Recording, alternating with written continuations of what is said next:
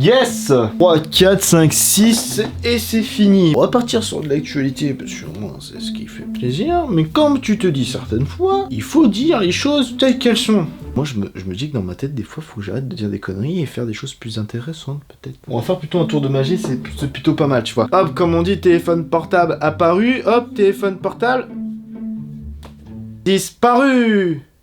Ouais. Ouais non mais moi je me suis pas senti là.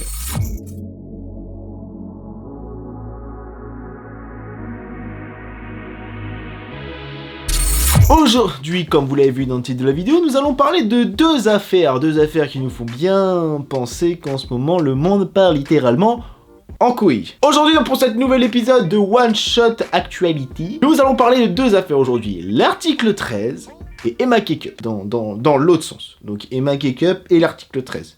Oui, autant commencer par le plus croustillant, sinon on s'amuse pas. Générique, clairement, générique. La liberté d'expression a pris un coup, maintenant les youtubeurs font eux-mêmes leur justice. Maintenant les youtubeurs donnent... J'ai pas de suite à ma connerie. J'ai voulu faire une connerie, mais là j'ai pas de suite à ma débilité profonde. J'ai voulu faire un truc sympa, tu vois, je me suis dit bon autant on va faire un truc mignon et non.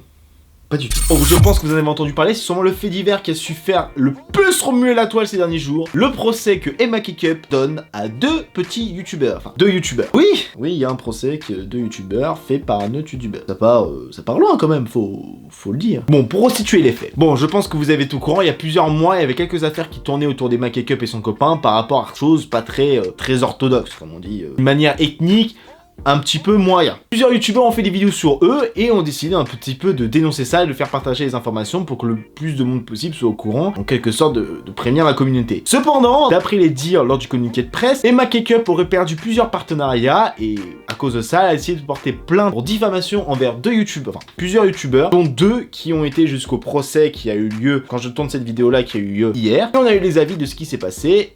Et je vais vous expliquer un peu ce qu'il en est. Bon, alors qu'il est, vous êtes au courant que deux youtubeurs ont pris un procès par Emma Cake-up. Bon, pour ceux qui ne savent pas, ils vont pas finir en tôle, calmez-vous. Il y en a pas qui vont me dire « Mais ils vont finir en prison, les pauvres, tu imagines à leur jeune âge ?» Calmez-vous. En gros, si vous préférez, le procès est une sorte de citation directe. Bon, pour ceux qui n'y connaissent rien en juridique, je vais vous expliquer ça avec des mots assez simples. En gros, si vous préférez, reménons ça à l'école. Si vous préférez, c'est comme si vous avez fait tous les deux une bêtise, que le directeur vous convoque dans le bureau, qui ne sait pas ce qui s'est passé du tout, que en gros, vous expliquez le pourquoi du comment vous n'êtes pas d'accord, et en gros, c'est à lui de trancher. Bah, en gros, une citation directe, si vous préférez, c'est ça. En gros, le juge n'est pas au courant de l'affaire avant même que les deux parties viennent le présenter le dossier devant lui. En gros, le jour du procès, les deux parties vont arriver, présenter leur dossier, présenter leurs éléments pour en quelque sorte se défendre, et c'est le juge qui déterminera si oui ou non la plainte est approuvée ou pas, ou s'il y a autre chose, on va dire quelque chose d'autre. En gros, il n'y aura pas d'enquête à proprement parler, sauf des deux côtés. Donc c'est-à-dire que Emma doit trouver le maximum d'informations pour en gros plaider sa cause, et les deux plaignants doivent trouver un maximum d'informations pour plaider leur cause. Je pense que j'ai été assez clair là.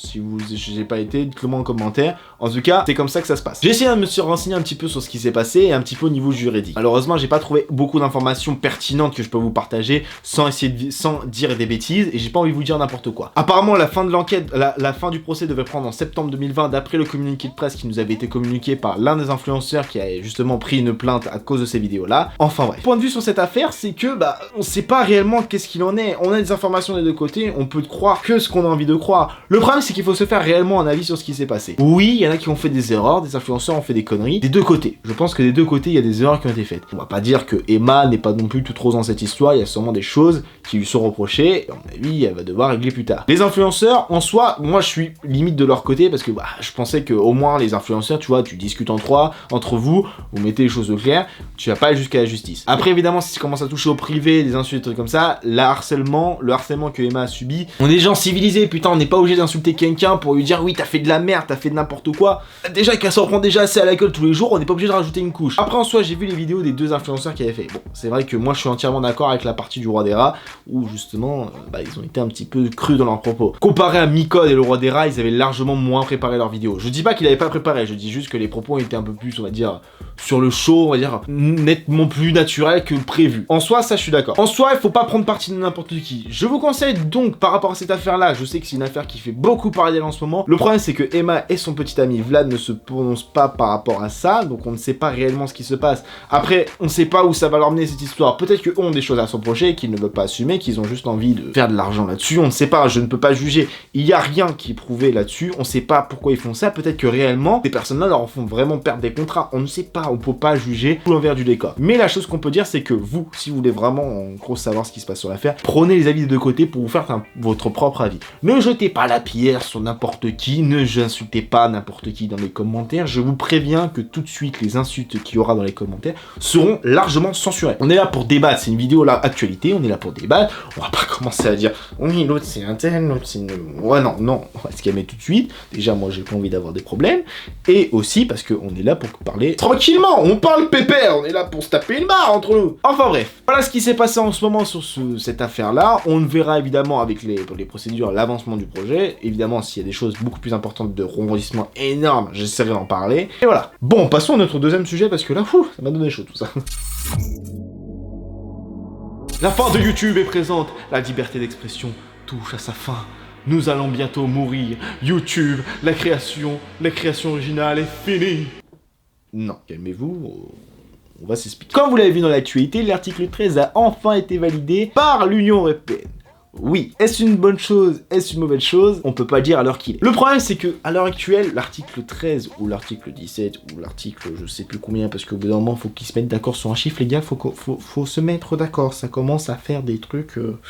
Ça commence à partir en couille, mais littéralement. Bon, pour ceux qui ne savent pas, l'article 13, en gros, qu'est-ce qu'il dit? Il dit qu'à partir du moment où vous utilisez des droits d'auteur, et bah, vous êtes niqué, quoi. Donc en gros, maintenant, à partir du moment où toutes les plateformes vont devoir être beaucoup plus carrées aux contenus qui sont mis sur la plateforme par rapport aux droits d'auteur, essayer d'être le plus au courant possible de ce qui se dit. En gros, si vous préférez, les droits d'auteur vont être beaucoup plus encerclés sur le domaine audiovisuel, création. Enfin bref, là c'est dans les grosses lignes. Après, je vais pas dire de bêtises, mais en grosso merdo, c'est les droits d'auteur qui sont mis en avant dans l'article 13.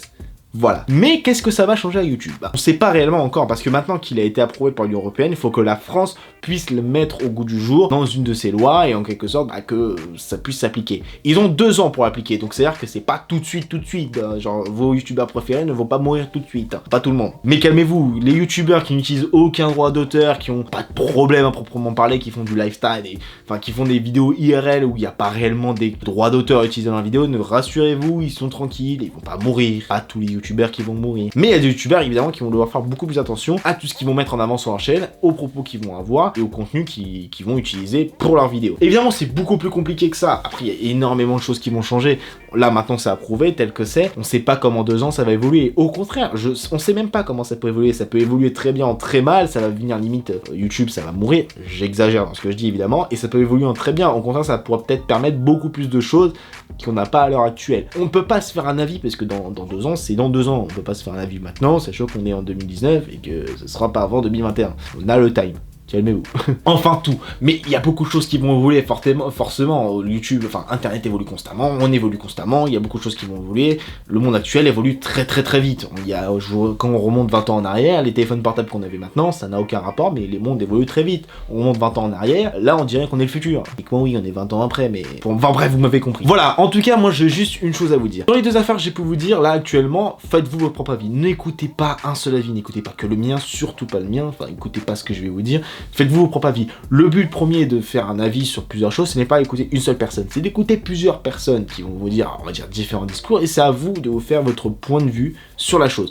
Le but premier de cette vidéo-là, c'est de débattre en commentaire, et en quelque sorte de débattre avec les différents points de vue. Il y en a forcément pour la première affaire qui seront pour un côté, et d'autres pour l'autre côté. C'est normal, il y a des gens qui préfèrent ces personnes-là, l'autre personne, ce qui est normal, chacun ses goûts et ses couleurs. Après, je vous invite vraiment à ne faire aucune insulte. Les insultes seront censurées, il n'y aura aucune insulte, je ne veux aucune insulte envers l'un je veux aucune insulte envers l'un des 2 parties. Voilà, c'est une histoire qui va régler entre eux. Maintenant, c'est en public, le communiqué de presse a été balancé, on peut en parler, l'affaire est publique maintenant, et... tout le monde est au courant. Concernant l'article 13, donnez-moi votre point de vue. Pour vous, comment ça va évoluer au niveau du juridique? Comment ça évolue YouTube? Est-ce que la création est en danger, oui ou non? Moi, personnellement, je ne pense pas qu'on soit réellement en danger. Je pense que certaines choses vont bouger. Certaines choses vont être un peu plus encadrées. Je pense pas qu'on soit si en danger que ça. Mais bon, je dis quand même, pour l'instant, je ne pense pas qu'on soit en danger. Après, je ne sais pas comment ça évolue dans 2 ans. Peut-être que dans 2 ans, on est tous finis. En tout cas, j'espère que cette vidéo vous aura plu. N'hésitez pas, comme d'habitude, à la partager. N'hésitez pas à la donner sur les réseaux sociaux. N'hésitez pas à donner votre avis dans les commentaires. C'est super important pour cette vidéo. N'hésitez pas à venir vous abonner à la chaîne en activant la cloche des notifications, que vous êtes au courant. De toute façon, à partir de maintenant, les vidéos sont régulièrement... Je vais essayer d'en sortir quand même au moins 2 par semaine, c'est-à-dire le mercredi à 20h et le dimanche à 13h. En tout cas, n'hésitez pas à me suivre sur les réseaux sociaux, notamment Instagram, c'est là où je suis en quelque sorte le plus actif, et c'est là où de toute façon je réponds à tout le monde. Donc si vous avez des questions à me poser, ou même pour envie de me parler, des trucs comme ça, n'hésitez pas à me rejoindre sur mon Instagram que j'affiche juste là. Rendez-vous pour une prochaine vidéo, et sur ce je vous dis, tout stop.